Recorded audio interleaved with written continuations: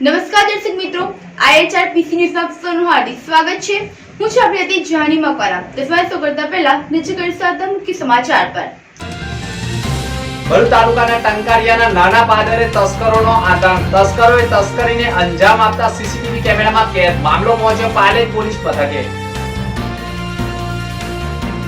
અંકલેશ્વરમાં દુકાનમાં ગેસ રિફિલિંગનું કૌભાંડ ઝડપાયું। ભરૂચ એસઓજી પોલીસે ગેસ સિલિન્ડરો સાથે કરી આરોપીની ધરપકડ। ભરૂચમાં શિવરાત્રીની ઉજવણીનો ઉત્સાહ અને ઉમંગ જોવા મળી રહ્યો છે। ભરૂચના યુવા કલાકાર ઘીમાંથી શિવજીને કંડાળી અંતિમ ઓપ આપવામાં મગ્ન બન્યા છે। ભરૂચના સોનેરી મહેલ પાસે રહેતા 36 વર્ષીય રીતેશ જાદવ તેમના પિતા ચંદ્રકાંતભાઈના હાથ નીચે બાળપણથી જ વિવિધ મટીરિયલમાંથી દેવી દેવતાઓની પ્રતિમાઓ બનાવતા શીખ્યા હતા, જે આજે હવે પિતાની કળા અને વ્યવસાયને સાચવી રહ્યા છે। આ દિન સુધીમાં તેઓએ આશરે 7,000 પ્રતિમાઓને કંડાળી છે।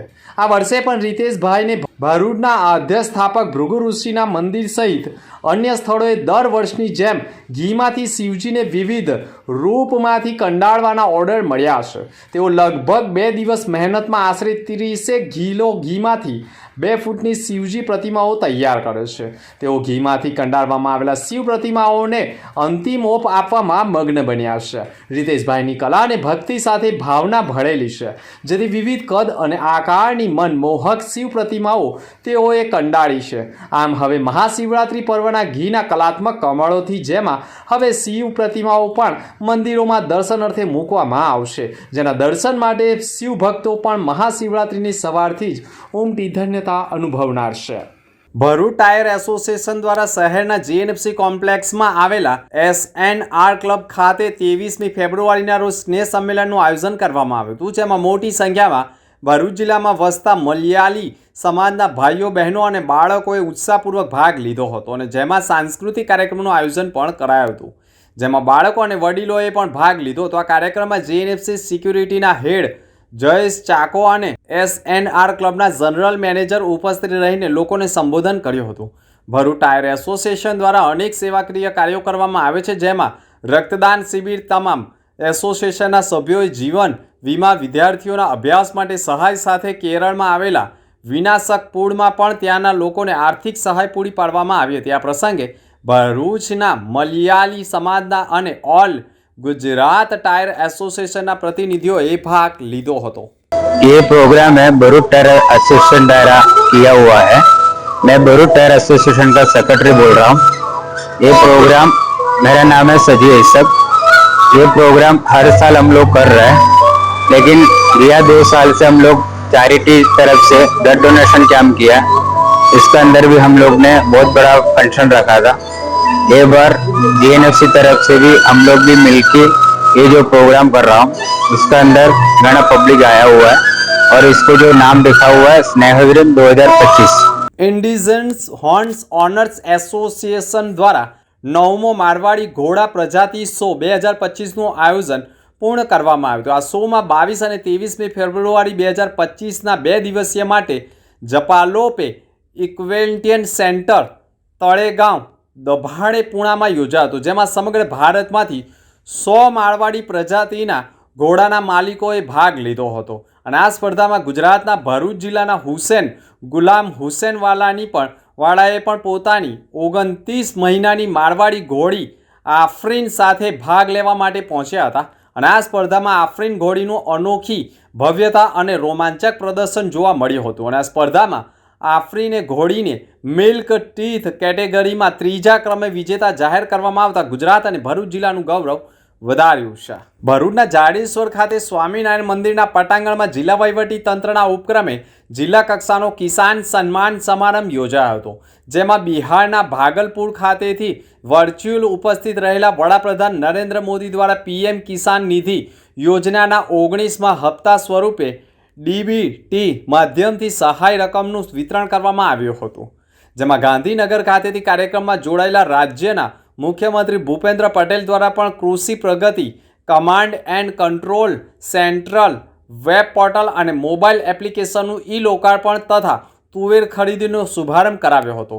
રાષ્ટ્રીય કક્ષાના કાર્યક્રમમાં વડાપ્રધાન નરેન્દ્ર મોદી PM કિસાન સન્માન નિધિ યોજનાનો 19મો હપ્તો રિલીઝ કરતા સમગ્ર દેશમાં 9.7 કરોડ લાભાર્થી ખેડૂતોના બેંક ખાતામાં રૂપિયા 22,000 કરોડની સહાય જમા કરી હતી, જેના ભાગરૂપે ભરૂચ જિલ્લામાં પણ 1,68,625 ખેડૂતોના બેંકના ખાતામાં રકમ પડી હોય અને કિસાન સન્માન નિધિની સહાય જમા કરાવી હોવાની માહિતી મળી હતી. ભીમપુરા ગામમાં ભાથુજી મહારાજના સાનિધ્યમાં મહાઆરતી તેમજ મહાપ્રસાદીનું સમસ્ત ભરૂચ જિલ્લાના રાઠોડ વસાવા સમાજ તથા એક મંચ પર ભેગા થઈને સમાજમાં અવરોધરૂપ પરિબળ જેવા કે શિક્ષણ, વ્યસન મુક્તિ, અંધશ્રદ્ધા, બાળ લગ્ન અને લગ્ન પ્રસંગમાં દેખાદેખીના ખોટા ખર્ચાઓ વગેરે સમાજના શિક્ષિત આગેવાનો દ્વારા માહિતી અને માર્ગદર્શન આપવામાં આવે છે. સમસ્ત ભીમપુરા ગામ તેમજ આમોદ તાલુકાના આદિવાસી સંગઠન દ્વારા ભીમપુરા ગામના સરપંચ દીપસંગ રાઠોડ તથા નટવરભાઈ રાઠોડ તેમજ આમોદ તાલુકાના સમાજના આગેવાનોએ સમગ્ર કાર્યક્રમનું આયોજન કર્યું હતું. આ કાર્યક્રમમાં મુખ્ય મહેમાન તરીકે ધારાસભ્ય દેવકિશોર સ્વામી સહિત તાલુકાના સંતો પણ ઉપસ્થિત રહ્યા હતા અને મોટી સંખ્યામાં જોડાયા હતા. ધારાસભ્ય ડીકે સ્વામીએ પણ જાહેર મંચ પરથી કહ્યું હતું કે 24 કલાક આમોદ જંબુસરના આદિવાસી સમાજના સરકારી કામકાજને લગતા પ્રાણ પ્રશ્નો જેવા કે સરકારી આવાસ કે મકાન વિહોણા હોય તેમને પ્લોટ તેમજ સરકાર તરફથી મળતી સહાય અંગે મદદરૂપ થવા તત્પર રહ્યા છે અને રહેશે તેવું પણ તેઓએ કહ્યું હતું. ભરૂચ તાલુકાના ટંકારિયા ગામના નાના પાદર બજાર વિસ્તારમાં ગત મોડી રાત્રિના આશરે 3 વાગ્યાના સોમવારે 4 જેટલા અજાણ્યા તસ્કરોએ ટંકારિયા ગામના બજારમાં લલિત સોનીની દુકાનમાં તથા તેની નજીકમાં જ આવેલી બ્યુટી પાર્લરની દુકાનનું શટર તોડી ચોરીને અંજામ આપતા અજાણ્યા તસ્કરોએ લલિત સોનીની દુકાનમાંથી ગળામણ માટે આવેલા ચાંદીના અંદાજે 1 કિલો જેટલું ચાંદી કિંમત રૂપિયા અંદાજે 80,000ની ચોરી કરી અજાણ્યા તસ્કરોએ ચોરીને અંજામ આપ્યો હતો. આ જ વિસ્તારમાં બ્યુટી પાર્લરની દુકાનનું પણ શટર ઊંચું કરી ચોરીને અંજામ આપતા બજારમાં લાગેલા સીસીટીવી કેમેરામાં અજાણ્યા તસ્કરોની કરતૂતો કેદ થઈ ગઈ હતી, જેમાં અજાણ્યા 4 તસ્કરો પોતાના ચહેરાની ઓળખ ન થાય તે પ્રકારે મોઢા ઉપર બુકાની બાંધી શરીરે ધાબળા ઓઢી ચોરીને અંજામ આપતા સીસીટીવી કેમેરામાં કેદ થઈ ગયા છે. સમગ્ર ઘટનાના સીસીટીવી સામે આવતા લલિત સોનીએ નજીકના પાલેજ પોલીસ મથકે અજાણ્યા તસ્કરો સામે ફરિયાદ નોંધાવવાની કવાયત કરી છે. જો કે એક અઠવાડિયા અગાઉ પણ આમોદના ઈખર ગામે પણ એક જ્વેલર્સની દુકાન તથા અન્ય વેપારીઓની દુકાનને પણ અજાણ્યા તસ્કરોએ નિશાન બનાવી હોય, જેથી આ પંથકમાં પણ અજાણ્યા તસ્કરોનો આતંક જોવા મળી રહ્યો છે. હોળી ધૂળેટી નજીક આવતા જ ઘરફોડ ચોરીમાં વધારો થતો હોવાનું પણ માનવામાં આવી રહ્યું છે. અંકલેશ્વર જીઆઈડીસી વિસ્તારમાંથી ગેરકાયદેસર ગેસ રિફિલિંગના રેકેટનો પર્દાફાશ કરીને એસઓજી પોલીસે 18 ગેસ સિલિન્ડરો કબજે કરી આરોપીઓ સામે કાર્યવાહી કરી છે. પોલીસને બાતમી મળી હતી કે રોડની સાઈડ ઉપર દુકાનમાં રોશનલાલ ખત્રી નામનો ઈસમ તેની દુકાનમાં ગેરકાયદેસર ગેસ રિફિલિંગ કરે છે. જે મળેલ ચોક્કસ બાતમીના આધારે ચેક કરતા આરોપી રોશનલાલ ઉર્ફે મારવાડી મીઠાલાલ ખત્રી નાઓએ કબજામાં રહેલી દુકાનમાં ગેરકાયદેસર રીતે 15 કિલોની બોટલો 7 તથા ઇન્ડિયન કંપનીના 15 કિલોની ગેસ સિલિન્ડર એક મળી અલગ અલગ ગેસ સિલિન્ડરોમાંથી ગેસ રિફિલિંગ કરી રહ્યો હોય અને લોકોનું જીવનું જોખમ ઊભું કરી રહ્યું હોય તેવું રેકેટ ઝડપાઈ ગયું હતું. પોલીસે ગેસ સિલિન્ડર નંગ 18 કબજે કર્યા હતા અને એક આરોપીની ધરપકડ કરી કાયદેસરની કાર્યવાહી કરી છે. ભરૂચ જિલ્લાના નબીપુર ગામે 1952માં ગ્રામ પંચાયત સ્થપાઈ હતી, ત્યારે ગ્રામ પંચાયતના મકાનનું નિર્માણ કરાયું હતું. વીતેલા સમય સાથે મકાન પણ જૂનું થઈ ગયું અને તેને પણ નવું રૂપ આપવા લાયક થઈ ગયું હતું.